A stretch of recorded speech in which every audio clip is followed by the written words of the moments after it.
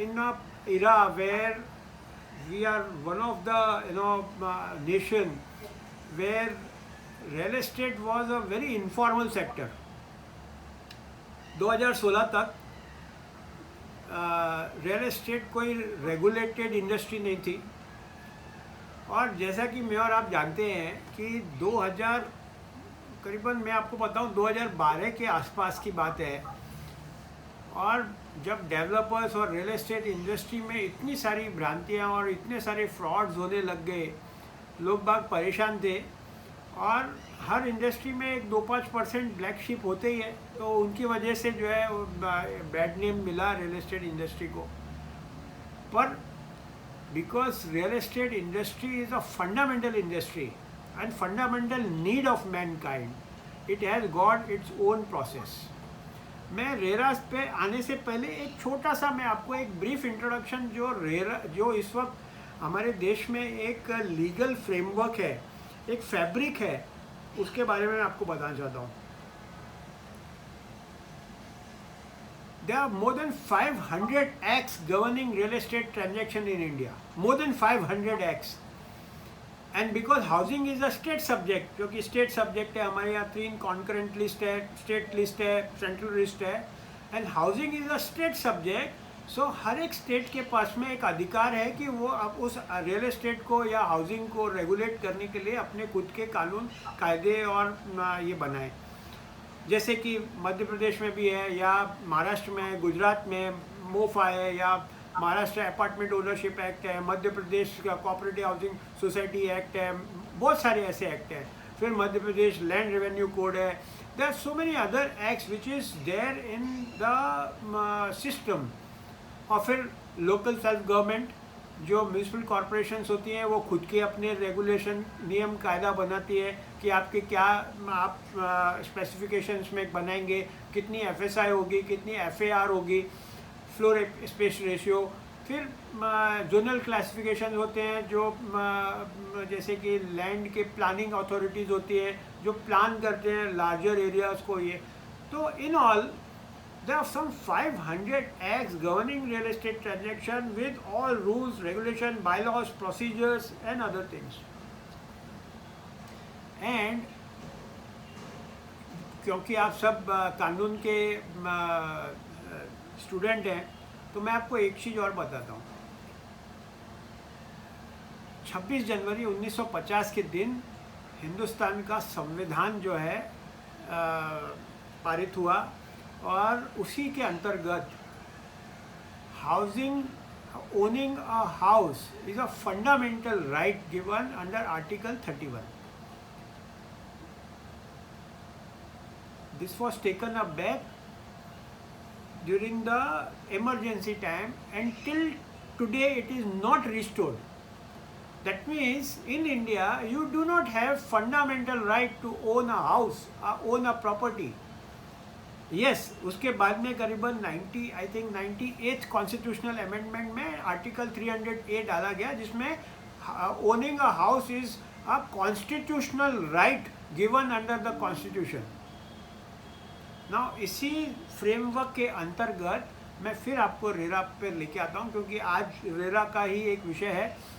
मैं हाउसिंग की जो दूसरी, जो मैंने आपको संविधान के कुछ प्रोविजंस बताए, उसके ऊपर भी आपको एक चर्चा का विषय है, जिसमें इनकम टैक्स के सेक्शन 50C या सेक्शन 281, ये सारे बहुत सारे सेक्शंस हैं, या स्टैम्प ड्यूटी जो रेडी रेकनर्स या जंतरी रेट या आप सर्कल रेट बोलते हैं, उस रेट के ऊपर भी बहुत सारी ऐसी धाराएं, और संविधान में बहुत सारे ऐसे प्रोविजंस हैं जो हाउसिंग से रिलेटेड हैं. और यदि आप एक अच्छा हाउसिंग के विषय को या रियल एस्टेट के विषय को जानना चाहते हैं, तो उसको भी जानना बहुत ज़रूरी है. वो हम किसी और दिन बात करेंगे. आज हम रेरा का बात करते हैं. 2016 में जब बहुत सारी भ्रांतियाँ, बहुत सारे फ्रॉड्स होने लग गए, तो सेंट्रल गवर्नमेंट ने एक एक्ट लेके आया जो रेरा के नाम से जाना गया, real estate regulation and development act 2016. इसके कुछ प्रोविजंस हैं, जो सेक्शंस हैं, मैं उसको बारी बारी से आपको बताऊंगा, और उसमें क्या एग्जैक्टली बायर के लिए क्या है, बिल्डर के लिए क्या है, क्या उसमें कॉम्प्लिकेशंस हैं या कंप्लायंस के रिलेटेड क्या है, वो भी मैं आपको बताऊंगा। और फिर हम लोग कुछ लैंडमार्क जजमेंट्स के ऊपर भी बात करेंगे।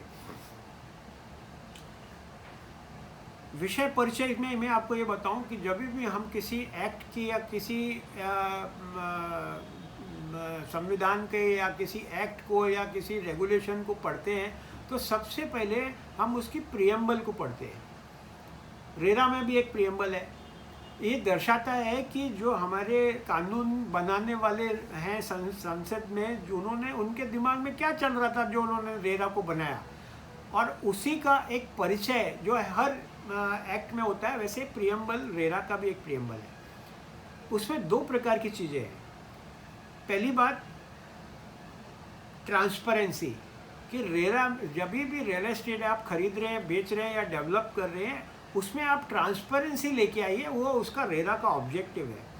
और दूसरा वो to establish a RERA authority या रेगुलेटर, जैसे सेबी है या किसी जैसे इंश्योरेंस रेगुलेटरी अथॉरिटी है या नेशनल हाउसिंग या बैंक है, हाउसिंग फाइनेंस को रेगुलेट करती है, ऐसे ही एक रेगुलेटर के तौर पर रेरा की नियुक्ति करने के लिए ये एक्ट बनाया गया।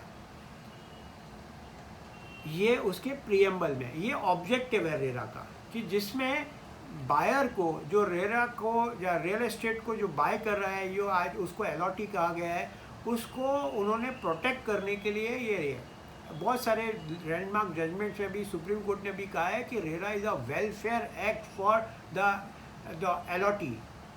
तो जब भी कभी भी किसी सेक्शन में या कभी किसी में ऐसा प्रोविज़न में कभी कहीं गाड़ी अटकती है तो झुकाव सिर्फ अलॉटी की वजह से होता है, बेनिफिट ऑफ डाउट की वजह से। सो इसलिए वो प्रियम्बल पढ़ना ज़रूरी है कि जब भी कभी भी जजेस हैं या कोई एक्ट है या कोई कानून की पेचीदगी है या कोई और ऐसा कन्फ्यूज़न होता है तो हमेशा जो है उसको प्रियम्बल को पढ़ा जाता है। तो ये ऑब्जेक्टिव हुआ। और जब कभी भी किसी सेक्शंस को हम लोग इंटरप्रेट करते हैं या उसके बारे में और भी जानकारी जानते हैं और कहीं कहीं पे गाड़ी अटक जाती है तो हम लोग प्रियम्बल पढ़ते हैं। अब आते हैं हम अपने रेरा के सेक्शंस पे। पहली बार ऐसा हुआ जब भी ट्रांसफर ऑफ प्रॉपर्टी एक्ट 1882 के बाद पहली बार संविधान या हमारे कानून के फैब्रिक में ऐसा हुआ कि रेरा ने रियल एस्टेट को परिभाषित किया। अभी तक ऐसा था कि भाई any property which is attached to land, permanently attached to land is a property and real estate. This is how the sections of the proper transfer property act which told us. Now for the first time RERA has given us the definition of the real estate, और मैं उसको आपको 3 भागों में विभाजित करूंगा उस पूरी डेफिनेशन को समझने के लिए। पहला, और अगर मैं आपसे पूछूं व्हाट इज़ रियल एस्टेट, तो ये जो है मैं आपको उत्तर दे रहा हूँ वो रियल एस्टेट का उत्तर है। और यूजुअली क्या होता है कि जैसे कोई आदमी आपसे पूछता है व्हाट इज़ रियल एस्टेट, तो पहली बार जो दिमाग में आता है कि बाइंग सेलिंग रियल एस्टेट जो है कभी कॉमर्शियल होगा, रेसिडेंशियल होगा, आईटी में होगा, या गोडाउन्स वगैरह होते हैं, ये रियल एस्टेट होता है, या लैंड वगैरह होता है, बिल्डिंग्स होती है। बट मैं आपको एक चीज़ बताऊँ, buying selling is a process, it is not real estate. Real estate is a hard, solid, rock solid, tangible asset. It is an heterogeneous nature. That means आप उसको टच कर सकते हैं। तो क्या डेफिनेशन है? 3 भागों में मैंने उसको डिवाइड किया है। पहला पार्ट, और you mark my words, these are all important words in the definition. The first part is any land and its improvement. कोई भी ज़मीन का भूभाग, कोई भी, भले वो एग्रीकल्चर हो, नॉन एग्रीकल्चर हो, ज़मीन का पैदा हो या समुद्र का पैदा हो, या वो पहाड़ हो, या वो टिलेबल हो, या वो नॉन टिलेबल हो, या कोई भी हो, अगर वो ज़मीन है तो वो any land and its improvement. जब भी आप उसको कभी बाड़वारिंग फेंसिंग करते हैं या आप उसको लैंडस्केपिंग करते हैं या कभी उसमें जो है सॉइल करते हैं या उसमें कुआं वगैरह लगाते हैं या उसमें कुछ प्लांटेशंस करते हैं, तो जब भी उसकी वैल्यू बढ़ती है तो any value, that means any land and its improvement is one part of the definition. The second part is any immovable permanent structure. Any immovable permanent structure, कि जो मूव नहीं कर सकता, जो अचल है और जो भूमि से लगा हुआ है. क्या पेड़ भी होते हैं? नहीं, क्योंकि वो पेड़ जो है उनकी एक लाइफ मिनांस होती है, बट कंक्रीट स्ट्रक्चर की लाइफ मिनांस 100 ईयर की होती है, और वो हो सकता है कभी आप उसको रेट्रोफिट करें तो वो 150-200 साल तक भी जाता है. सो अब एनी बोला तो कभी जैसे कि आप कॉमर्शियल है, रेसिडेंशियल है, स्कूल है, कॉलेज है, संसद है, हॉस्पिटल्स है, सिमेट्रीज है, एनीथिंग, ताजमहल है. So any immovable permanent structure which is attached to earth. And the third component is, can you guess? मैं आपको बताता हूँ. मैं क्योंकि आप अभी आपके सब माइक बंद है, इसके लिए आप बता नहीं सकते. मैं आपको एक फूड फॉर थॉट देता हूँ. दो मित्र बात कर रहे थे. एक बोला मैं ताजमहल खरीदूंगा और दूसरा बोला मैं बेचूंगा नहीं. तो क्या बात कर रहे थे?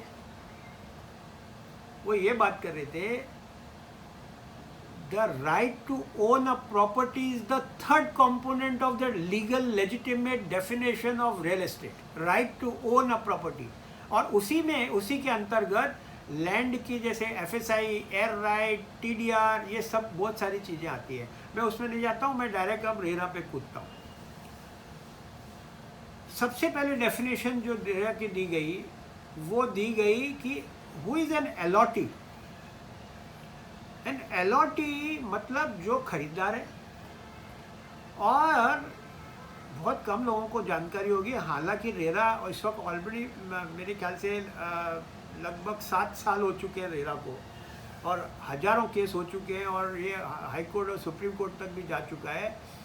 लेकिन कुछ लोगों को ही ये पता है कि अलॉटी का मतलब सिर्फ वो खरीदार नहीं है जिसने डेवलपर से खरीदा है. Every successive person who purchases the property. इसका मतलब है जो आदमी जिसको उस अलॉटी ने अगर किसी और को बेच दिया तो वो खरीदार भी अलॉटी ही है. For what? For the purpose of section 14. Suppose जो, क्योंकि उसमें दिया गया है रेरा में कि 5 साल की आपको गारंटी देनी पड़ेगी कंस्ट्रक्शन में. आपका लीकेज, सीपेज या आपकी क्वालिटी पुअर है, कंस्ट्रक्शन की क्वालिटी पुअर है, तो अलॉटी रेरा में जाके आपकी कंप्लेन कर सकता है. या फिर यदि आपने उसको कन्वेंस नहीं दिया, या सोसाइटी नहीं बनाई, या कोई और आपने अनफेयर ट्रेड प्रैक्टिस की, तो वो अलॉटी आपकी जाके रेरा में शिकायत कर सकता है. इसी के लिए उन्होंने एक हर successive purchases also is a allottee is what the allotee is been defined. What projects to be registered under RERA? देखिए मैं आपको एक चीज़ बताता हूँ कि अब क्योंकि RERA is a regulator and every real estate activity is going to be regulated under RERA. So now the RERA is here to regulate. You just cannot take it very lightly. हर एक जो RERA का project जिसमें 8 unit या उससे ज़्यादा या फिर 500 square metre से ज़्यादा यदि आप कंस्ट्रक्शन बनाते हैं, या आप कोई प्लॉट बनाते हैं, या आप बंगलो बनाते हैं, रोज बनाते हैं, या बिल्डिंग बनाते हैं, तो आपको निश्चित तौर पर कंपल्सरी रेरा में रजिस्टर करना ही पड़ेगा और तभी ही आप बेच सकते हैं. महाराष्ट्र में तो ऐसा नियम है कि यदि आपके पास रेरा का सर्टिफिकेट नहीं है, you can not sell under construction property. या तो आप रजिस्टर्ड ही नहीं कर पाएंगे आपका जो एग्रीमेंट फॉर सेल है. Agreement for cell Madhya Pradesh में या महाराष्ट्र में या गुजरात में कुछ थोड़ी बहुत अलग अलग नाम से जाना जाता है. एग्रीमेंट फॉर सेल और सेल एग्रीमेंट में फ़र्क है. एग्रीमेंट फॉर सेल मतलब जब whenever there is some obligation remaining to be fulfilled either by the buyer और by the seller, then there is for some future date or for some future obligations. That is agreement for sale. And the sale agreement is a deed. That means a conveyance is been given, a transfer of title is been given. So that is sale agreement. जब भी आप RERA के किसी project को register करते हैं RERA में, तो उस रजिस्टर्ड प्रोजेक्ट के अंतर्गत आपको बहुत सारी जो है जानकारियाँ देनी पड़ती है जो पब्लिक डोमेन पे होती है। रेरा अपनी वेबसाइट पे भी उसको पब्लिश करता है। As a developer under section 4 you need to give some certain information कि आपके पास में लैंड है या उसका टाइटल है या आपके पास में उसकी डेवलपमेंट राइट्स है या आपके पास पार्टनरशिप आपने की है या आपके पास में उसका जॉइंट डेवलपमेंट है या आपने असाइनमेंट ऑफ राइट्स के अंतर्गत ये प्रोजेक्ट आप यदि कर रहे हैं तो उसकी सारी जानकारी आपको देनी पड़ेगी। आपके कितने पार्टनर्स हैं, पार्टनर्स के इंडिविजुअल फोटोग्राफ, पैन कार्ड, आपकी जो फर्म है उसकी पैन कार्ड, आपके द्वारा यदि उस रेरा के प्रोजेक्ट को यदि आपने मॉर्गेज किया है या किसी से फाइनेंस लिया है, तो अभी सेंट्रल गवर्नमेंट ने एक नया अथॉरिटी बनाई है सरसाई। जिस सरसाई जैसे सिविल होता है ऐसे एक सरसाई है, उस सरसाई के अंतर्गत मैं आपको क्वेश्चन थोड़ी देर में बाद बताऊंगा। Let me complete my presentation.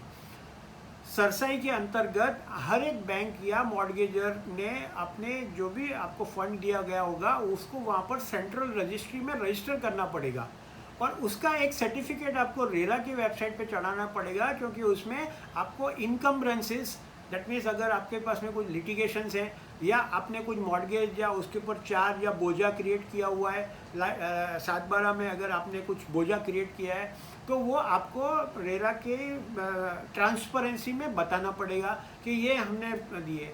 उसके बाद में आपको एक डेजिग्नेटेड अकाउंट जो है बैंक में खोल के रेरा को बताना पड़ेगा कि इस डेजिग्नेटेड अकाउंट के अंतर्गत मैं पैसा लूँगा और किसी अकाउंट में नहीं लूँगा, और ये पर्टिकुलर अकाउंट से जो पैसा होगा वो मैं सिर्फ कंस्ट्रक्शन के लिए यूज़ करूँगा, and it has to be certified by other chartered accountant.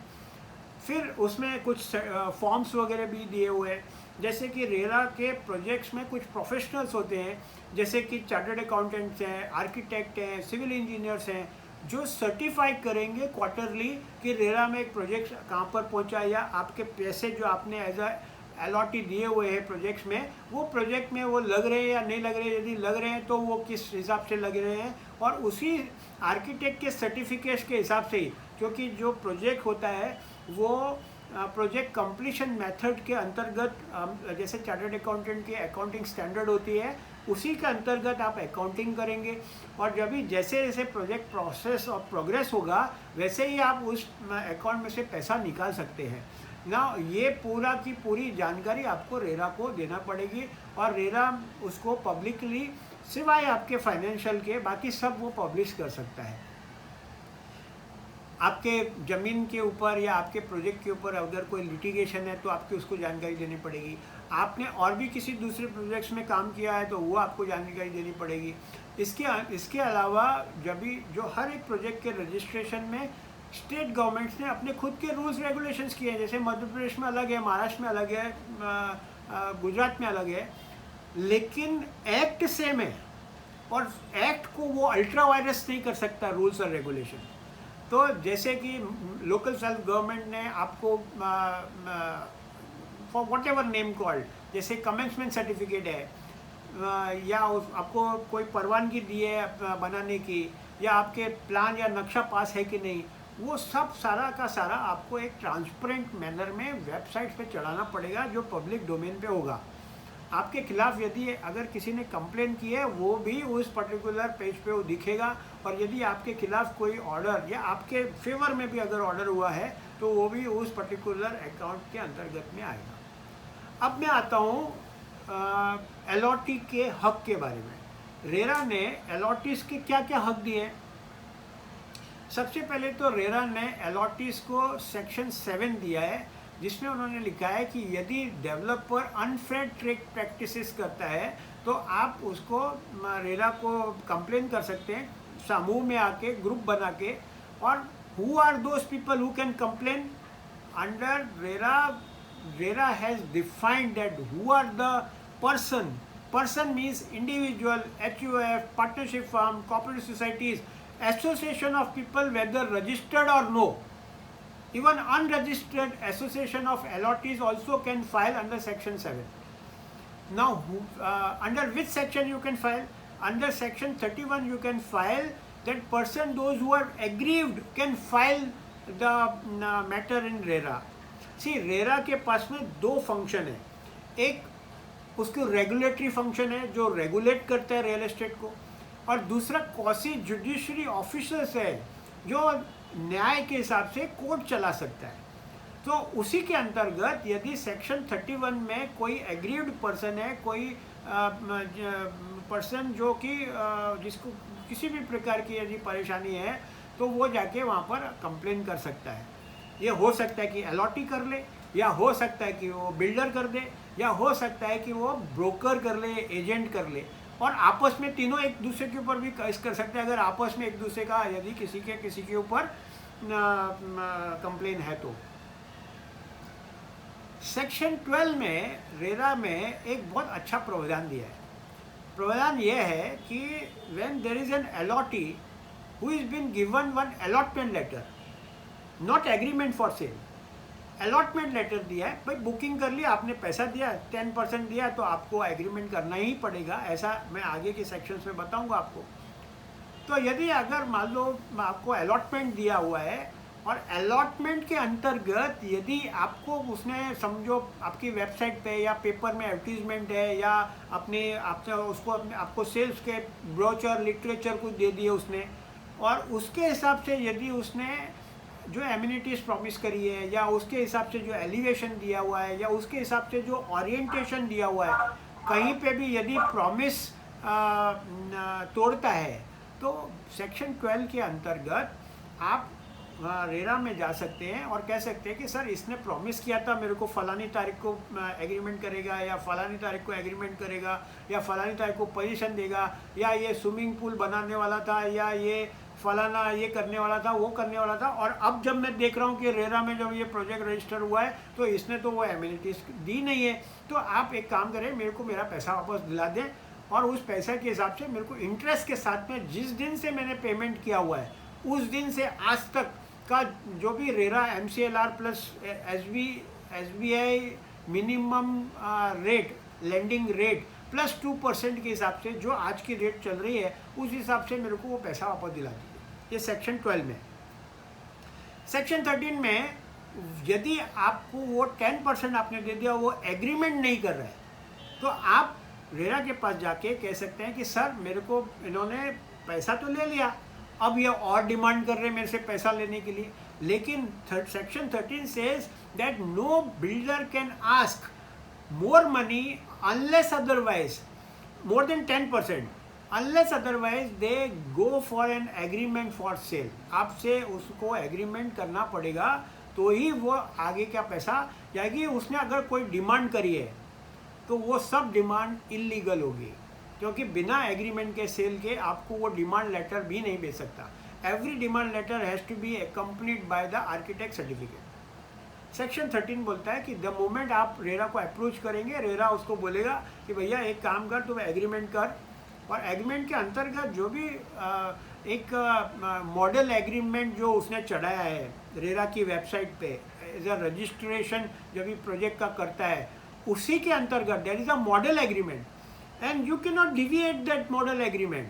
आपको उसी एग्रीमेंट के तहत ही एग्रीमेंट करना पड़ेगा, और जो कि रेरा ने सुझाया गया हुआ है. जैसा मॉडल एग्रीमेंट थोड़ा सा डिविएशन चलता है 19-20, जैसे कि सपोज ऐसा है कि भाई मैं ओसी के टाइम पे यदि मैं जब आपको पोजीशन दे रहा हूँ तो हो सकता है कि कारपेट एरिया 3% या 5% से आगे पीछे हो जाए, तो उस परसेंटेज को आप थोड़ा बहुत आगे पीछे कर सकते हैं. या अगर मान लो कैंसिलेशन आपको करना है तो I can just deduct some 2.5% or 5% as a forfeiting amount or something. Then with small deviation in the model agreement is allowed, but then more or less 90-95% the agreement should be there. एक और provision जो RERA ने दिया था वो बहुत बड़ा, एक जो बोलते हैं ना जो मुद्दे होते हैं झगड़ा करने के, कॉन्फ्लिक्ट्स के जो होते हैं, जैसे कारपेट एरिया. अब कारपेट एरिया बोलेगा 1000 स्क्वायर फीट है और देगा आपको 550-600 स्क्वायर फीट, और बोलेगा सर ये तो जो है बालकनी छज्जा आपकी जो जीने हो गए या आपके जो सीढ़ियाँ हो गई, लिफ्ट वेल है, ये हो गया, वो सब मेरे इसमें आते हैं. पर रेरा ने फर्स्ट टाइम डेफिनेशन दिया कारपेट एरिया का. The carpet area is between wall to wall and all the area below the internal wall to be counted as carpet area, and of course the area of a column which is also counted in the carpet area. No other से FSI में आदमी बोलते हैं ना, हम आपको compound भी दे रहे हैं, टेरेस भी दे रहे हैं, बालकनी भी दे रहे हैं, और सब आपको बोलेगा 1000 स्क्वायर फीट में दे रहा है. तो you can directly carpet wall to wall. आप अपने किसी भी आर्किटेक्ट को ले जाइए और उसको बोलिए भैया मेरे को इसको कारपेट एरिया सर्टिफाई करके दे दे. Or then you can always have a certified carpet area which is defined, because carpet area की भ्रांति ऐसी है कि कभी कोई किसी एक्ट में कोई डेफिनेशन है, रेरा में कहीं आपकी डेफिनेशन है, कहीं और कुछ डेफिनेशन है, पर for the first time RERA है डिफाइंड दिस. अब आते हैं सेक्शन 14 पे. मैं बहुत आई थिंक 5-8 मिनट्स में मैं कंप्लीट करूँगा, then will go for a landmark judgment. Section 14 में जब भी आप बुकिंग कर लेते हैं तो मान लो कोई आपका फ्लैट का ओरिएंटेशन चेंज कर दिया, तीसरे माले की जगह दूसरा माला दे दिया, एक माला दे दिया, पांचवा माला दे दिया, दक्षिणाभिमुख है या उत्तर नॉर्थ फेसिंग का ईस्ट फेसिंग कर दिया, या एम्यूनिटीज कम कर दी, या उसने मॉर्गेज कर दिया आपके बिना पूछे. तो these are all is section 14 which protects your right. You can always go to RERA and say, sir, these are deviation in my whatever I have booked for, it is deviating. That is section 15 is basically change of the promoter. Promoter में ऐसा होता है कि जैसे promoter बहुत सारे ऐसे होते हैं, खुद थोड़ा सा बना देते हैं और फिर मैंने भैया किसी और को भेज दिया. अब नया बिल्डर आया, उसने बोला सर मेरे को क्या पता, आपने उससे व्यवहार किया है, मेरा तो अब ये ऐसा व्यवहार है. सर रेरा में ऐसा नहीं चलेगा. रेरा सेक्शन 15 में बाकायदा आपको प्रमोटरशिप लेनी पड़ेगी. And if you are taking a promotership, that means all the liabilities and commitments made by the allied promoter, the past promoter, has to be adhered to the new incoming promoter, and that is what section 15 says. और उसमें भी कुछ sections में ऐसे होते हैं, जैसे कि सरफेसी एक्ट में किसी ने खरीद लिया प्रोजेक्ट, या NCLT में किसी ने ऑक्शन में प्रोजेक्ट खरीद लिया और वो अब रेरा के पास आ गया, तो उसकी जो रेजोल्यूशन प्लान है या उसकी जो सरफेसी के जो प्लान है उसको भी उस सेक्शन 15 में एप्लीकेशन करना पड़ेगा. And he is actually now putting a shoes into section 15. In Maharashtra there is an now a ruling saying that if the society is going under the redevelopment or the landowner, जो usually joint venture joint development में आ जाते हैं कि भाई ठीक है मेरा 10,000 गज का प्लॉट है, एक काम कर तू मेरे को 2,000 फुट बना के दे दे और ऐसे ऐसे करके दे दे, बाकी का तेरा जो भी होगा तू रख ले, ऐसा यूजुअली लैंडलॉर्ड बोलते हैं. और रेरा ने क्या किया, जैसे सोसाइटी रीडेवलपमेंट है, अब सोसाइटी ने दे दिया, उन्होंने बोला कि ठीक है बिल्डर ने बेच दिए, ठीक. अब वो लैंडलॉर्ड और बिल्डर में झगड़ा हो गया, उसमें आर्बिट्रेशन में पहुंच गई गाड़ी, आर्बिट्रेशन के बाद में हाई कोर्ट पहुंच गई ये, तो बेचारा जो अलॉटी वो क्या करेगा. इसकी वजह से रेरा ने इवन जो लैंडलॉर्ड्स हैं या सोसाइटीज़ हैं उनको भी को प्रमोटरशिप बनाया. हालांकि को प्रमोटरशिप का कोई डेफिनेशन नहीं है, but they are also suppose to be the deemed to be a promoter, and that is to whom they actually going to give the conveyance, क्योंकि कन्वेंस भी इम्पॉर्टेंट है सेक्शन 14 के अंतर्गत या 17 के अंतर्गत. अब आता हूँ सेक्शन 18 पे. सेक्शन 18 एक बहुत ही विशद और बहुत ही सुलझा हुआ सेक्शंस किया हुआ है. सुप्रीम कोर्ट ने एक लैंडमार्क जजमेंट दिया था नवंबर 2021 में, न्यू टेक जजमेंट के नाम से हम लोग सब जानते हैं. उस न्यू टेक के जजमेंट, और बहुत अच्छा जजमेंट है, आप सब जरूर पढ़िए उसको. उसको बहुत सारी आपको नॉलेज मिलेगी, क्योंकि बहुत सारे उसमें लगभग 5 क्वेश्चन सुप्रीम कोर्ट ने, ऑनरेबल सुप्रीम कोर्ट ने आंसर किए हैं, जिसमें सेक्शन 71, 72 आर्बिट्रेशन, बहुत सारे आंसर्स किए हुए हैं. One of the section which they say this, that section 18 is the unqualified right of a allottee. The word used is unqualified, means that there is no ifs and buts in section 18. And what does the section 18 says? The section 18 says कि sir यदि आपके पास में 2 option है उसमें section 18 में, एक कि जब भी आप प्रोजेक्ट में अगर पोजीशन एग्रीमेंट फॉर सेल में एक पोजीशन डेट है, से दिसंबर 2020 या 2019, दिसंबर 2019 में यदि उसने आपको पोजीशन नहीं दिया किसी भी कारणवश, हो सकता है कोई स्टे आ गया, कोई परमिशन नहीं मिली, एयरपोर्ट अथॉरिटी ने या डिफेंस ने परमिशन नहीं दी, या उसको लोकल सेल्फ गवर्नमेंट से परमिशन नहीं मिली, या लेबर की प्रॉब्लम हो गई, सीमेंट की प्रॉब्लम हो गई, या anything force majeure, any force major, then and if you are not given him the position, then under section 18 it is unqualified right of a allottee to ask the relief under section 18. And what are those relief? The relief is having two options. Either he can remain in the project, कि भैया मैं project में तो रहूँगा जब भी तू मेरे को पोजीशन देगा, और जिस दिन से तूने डिफॉल्ट किए से दिसंबर 2019, जब तक तू मेरे को पोजीशन नहीं देगा तब तक तू मेरे को 10 जो भी SBI MCLR प्लस 2% के हिसाब से मेरे को इंटरेस्ट देगा। इसमें एक कंपनसेशन का भी प्रावधान है कि वो कभी कभी लोग बाग रेंट भी मांगते हैं या कुछ और भी मांगते हैं, जो मिलता भी है। और दूसरा ऑप्शन ये है कि सपोज लॉक स्टॉल बैरल मेरे को भैया मेरा पैसा वापस कर दे, और अगर पैसा वापस लेना है तो जिस दिन से मैंने पैसा दिया, सपोज हो सकता है मैंने 2015 से उसको पैसा दिया, उस दिन से वो आज जब तक वो मेरे को पैसा नहीं देगा तब तक वो इंटरेस्ट देगा। और यदि मेरा एग्रीमेंट फॉर सेल है तो मैं कैंसिलेशन डीड तब साइन करूंगा जब ये मेरे को लास्ट पैसा वापस नहीं दे देगा, और जब तक नहीं पैसा देगा तब तक मेरा राइट टाइटल इंटरेस्ट उस पर्टिकुलर एग्रीमेंट फॉर सेल के अंतर्गत उस पर्टिकुलर फ्लैट में रहेगा ही।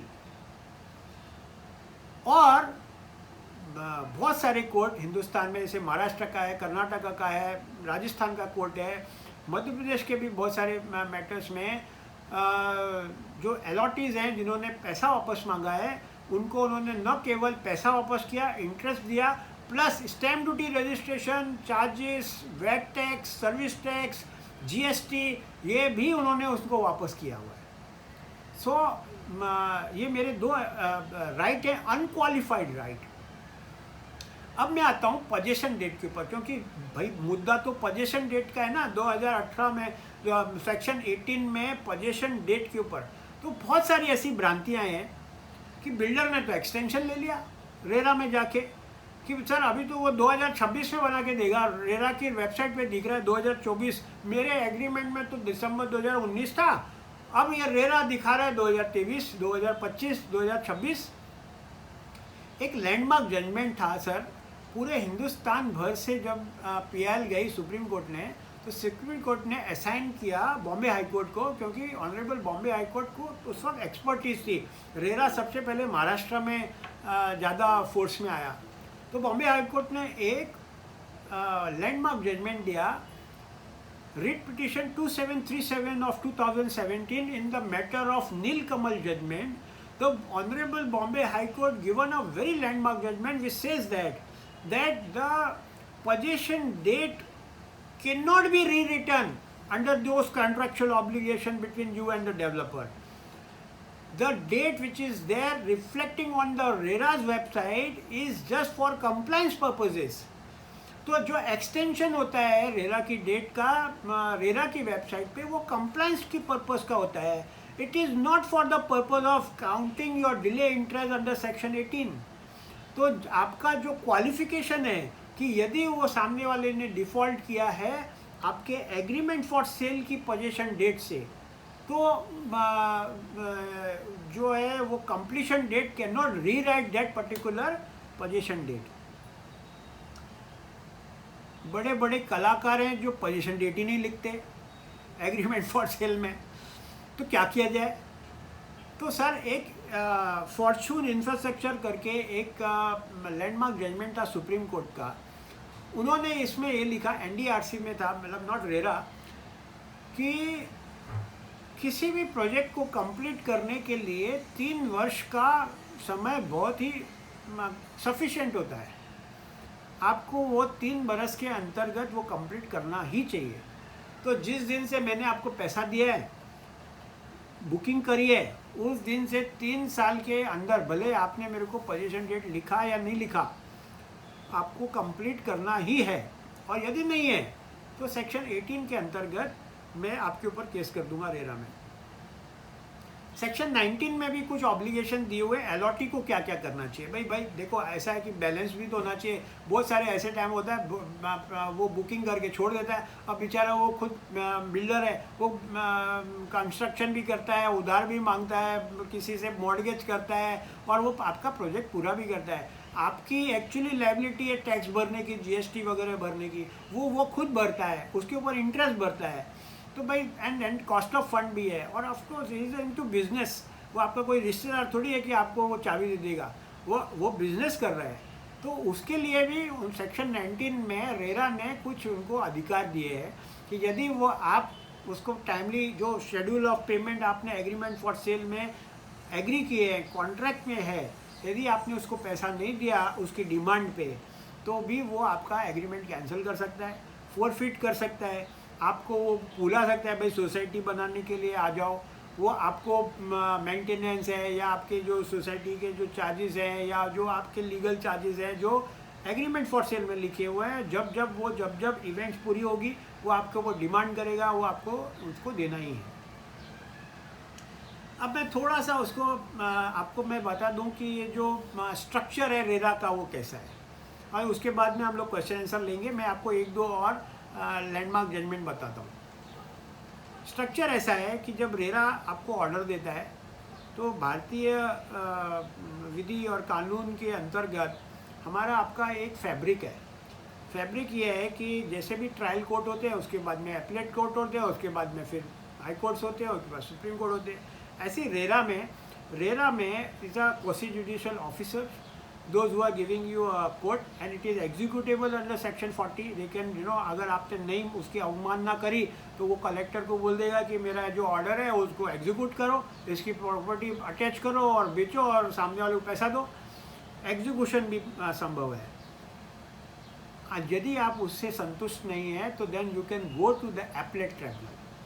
एपलेट ट्रिब्यूनल में आप बोल सकते हैं कि sir the question of law that I am having some ground that the RERA have not understood my case, and ये मेरा केस है, आप बताइए क्या करना है। It is, mind you, it is not a trial court, it is an appellate tribunal.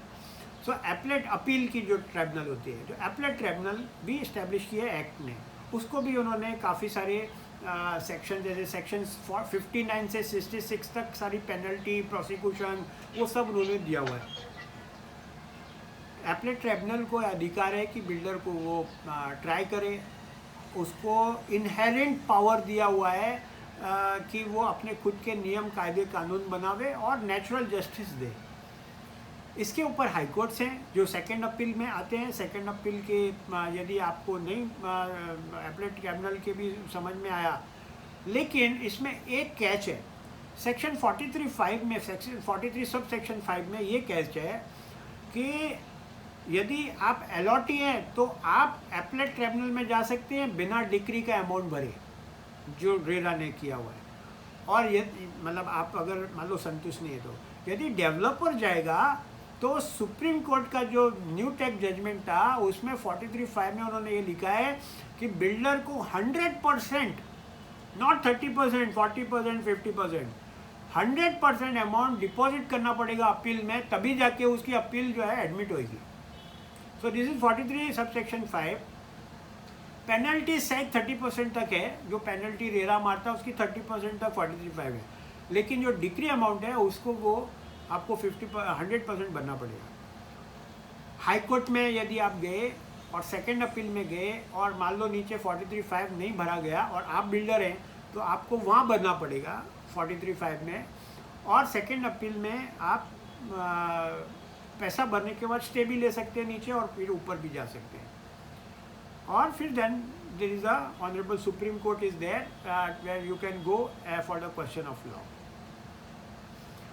कुछ लोगों ने ऐसी कुछ जो बहुत सारी चीज़ें निकाली, जैसे आर्बिट्रेशन क्लॉज होता है अगर एग्रीमेंट फॉर सेल में, तो रेरा की क्या ज़रूरत है, या हमारा तो भैया कंज्यूमर में है, कंज्यूमर में जाए।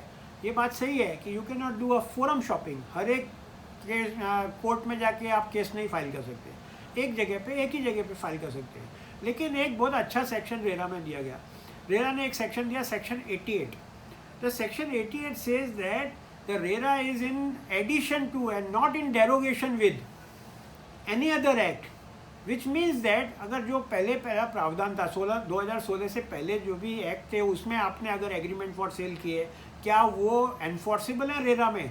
तो this section 88 says that yes, the all other agreements which were prior to the RERA, which is retroactive effective rate, can also be enforceable in RERA.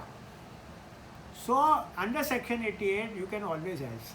So arbitration अगर है तो भी आप आ सकते हैं, NCLT है तो NCLT आप पार्टिसिपेट कर सकते हैं. कुछ कोर्ट्स एक्चुअली आजकल इंडिया में अबियंस में डाल देते हैं कि भाई ठीक है, now because of the moratorium period in section 14 of NCLT, national law company law tribunal के अंतर्गत जो IBC के बैंक्रप्सी कोड की वजह से उनको मोटेरियम पीरियड मिल जाता है. उसमें कुछ लोग कुछ रेरा अबियंस में डाल रहे हैं आजकल और उनके वो अधिकार क्षेत्र में है. You can always challenge what ever it is. मेरे ख्याल से आई थिंक जो दो लैंडमार्क जजमेंट्स मैंने आपको बताए, एक न्यूटेक जजमेंट और एक नीलकमल जजमेंट जो बॉम्बे हाई कोर्ट का है, वो आप वर्बेटिम पढ़िए. उसमें बहुत सारी आपको जो मुद्दे हैं रेरा के अंतर्गत वो आपको मालूम पड़ जाएंगे. जैसे कि 2 मेंबर बेंच होनी चाहिए कि नहीं, या whether the adjudicating officer appointed under section 71 can give you interest, delay interest and refund और no. Such type of information you will get in the Newtek judgment and the Neutral judgment.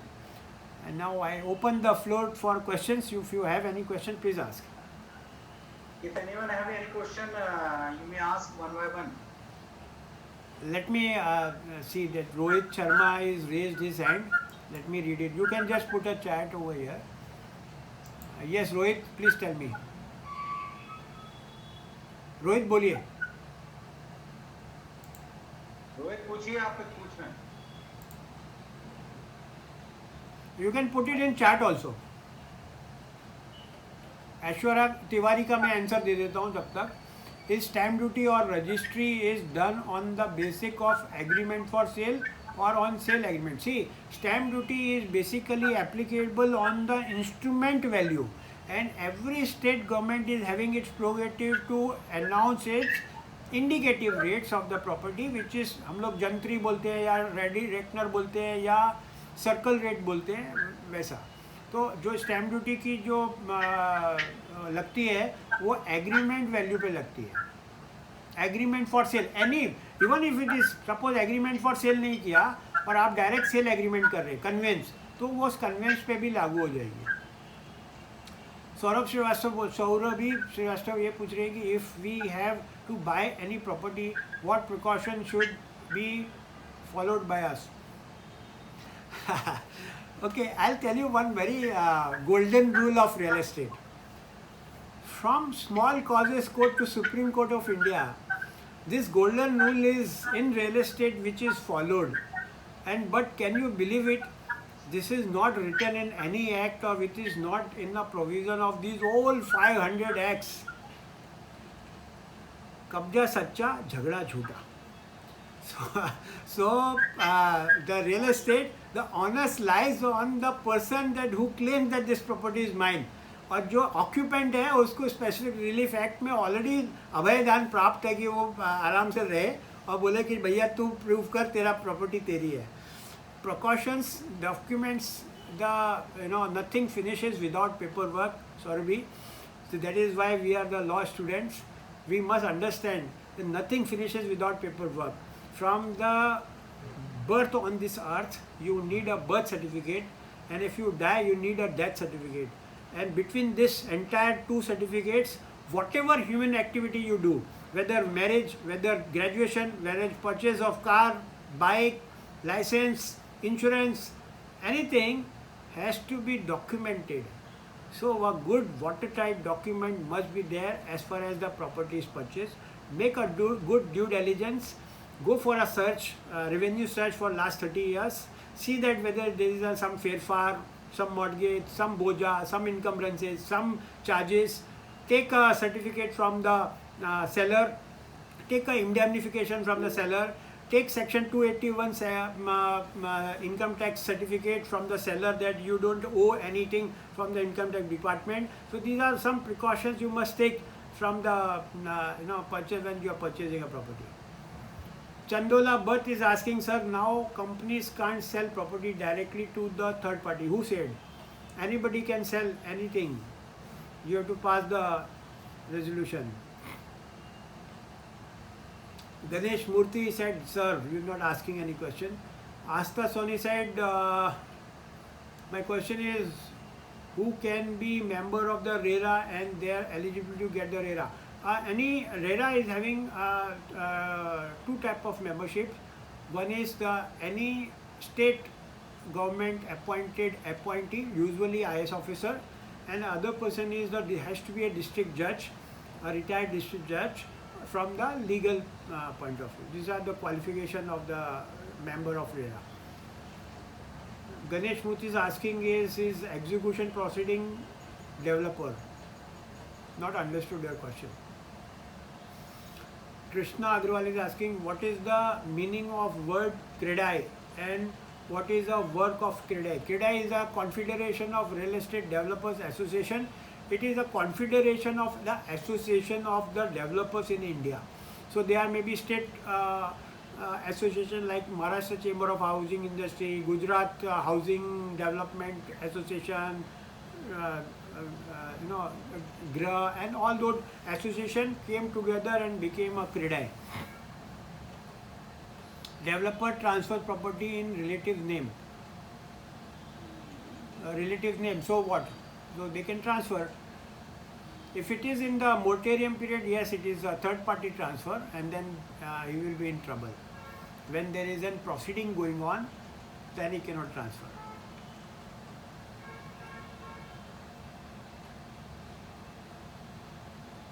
Rohit, you can ask me question if you can't try. You are raising your hand. Chandola Bhatt, please ask your questions. Krishna Agrawal, sir, any particular example for CREDAI? Go to the CREDAI website. It is there in the website. CREDAI is MCHI, Maharashtra Chamber of Housing Industry, Guy Head, Gujarat Industry of Housing Development, something like that way. Madhya Pradesh, there is a CREDAI in Indore, in Bhopal, Indore. There are so many associations in Madhya Pradesh. There is no example of CREDAI. Yes, sir. Monica, please ask. Chandola Bhatt, please ask. Yes, sir. Sir, yesterday we have a property somewhere. We have not yet registered that property. So yesterday I talked to the broker. He said that you have to do the registry first. Then only you can sell it to the third buyer. The company, according to the new rules, the company cannot sell directly to the third person party. I still not understood your question. Company selling to third party. Yes, sir. So why cannot the company is a legal entity with a perpetual succession? Why the company cannot sell it? Brokers are brokers, advocates are advocates. Yes, sir. That's why I asked this question. Was he lying or just? You are an intellectual person. You should understand that company is a separate legal entity with a perpetual succession. It's a legal entity. So they can, Yes, of course, sell it. Why not? If they own it, of course. Saurabhi Srivastava, if we are purchasing any property and our promises, 1 minute, where you have gone. Promises are not fulfilled by the other party, how should we complain or file about it? That is what I have said. Section 31, go to RERA, aggrieved under section, ask for the relief under section 18, 14, 15, 13, there are so many sections. The colony, Rohit Sharma asking, the colony already developed but not having RERA registered. What will happen for those residents not having basic amenities? Please explain.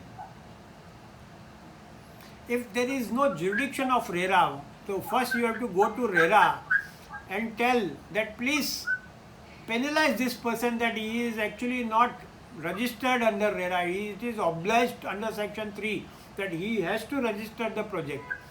And once he has registered the project, file a complaint with the RERA because RERA will not have a jurisdiction unless the project is registered under the RERA. So there are two steps. First, go for the registration of the project, ask the RERA to take a cognition of this, and then file a complaint. Ganesh Murthy is asking, in execution proceeding, developers transfer property in execution proceeding, developer transfer property in relative's name. In execution proceeding, can collector enforce recovery certificate in relative's property which deliberately transferred to avoid execution? If no property is in developer's name, what can be done? There are three questions, I believe so. In execution proceeding, you have not clarified whether executing proceedings against which section and which act. So I presume it is RERA under section 40. So if it is transferred and it is in the developer's name and he is transferring when there is an execution proceeding going on, then it is of course a fraud. You can directly file 457 with the police, EOW, and of course with the RERA also, and with the collector also. They will see to it that he gets his term. And the second question is the recovery certificate in related property which is deliberately transferred to avoid execution. If no property is in developer's name, what can be done? Declare him insolvent. तो अब गाड़ी घोड़ा attach कर दो उसका. That is how the collector do usually.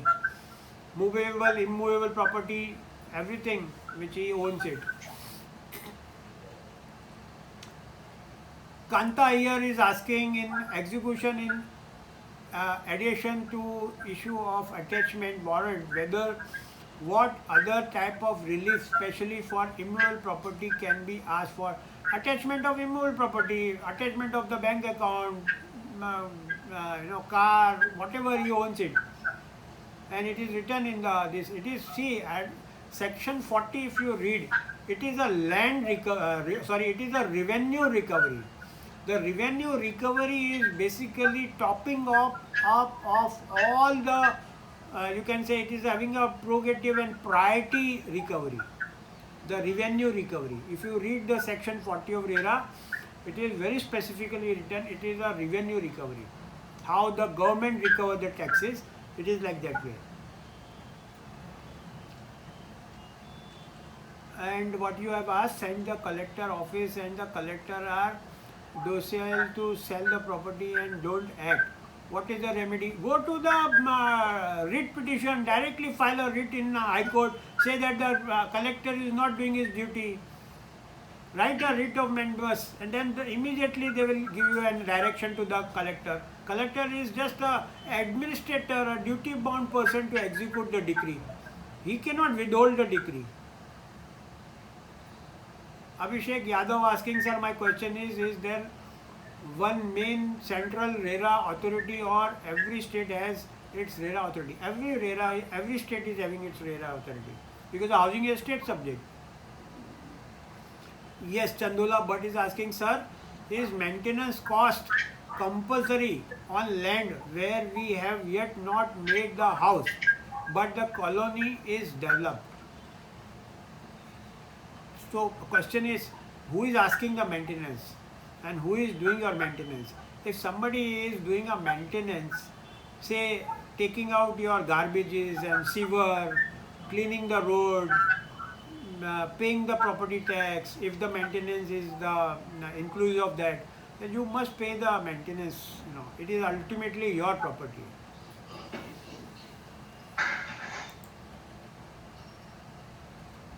Principal Sahab, anything else? I think sir it's over शायद और कोई क्वेश्चन कोई पूछना चाहता है तो पूछ सकते हैं. I think sir it's over sir. Ji.